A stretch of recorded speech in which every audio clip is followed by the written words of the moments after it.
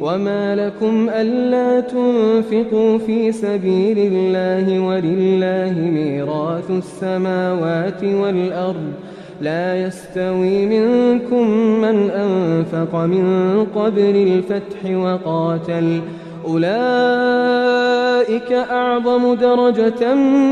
من الذين أنفقوا من بعد وقاتلوا وكلا وعد الله الحسنى والله بما تعملون خبير من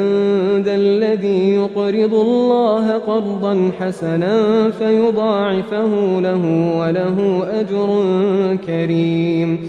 يوم ترى المؤمنين والمؤمنات يسعى نورهم بين أيديهم وبأيمانهم بشراكم اليوم جنات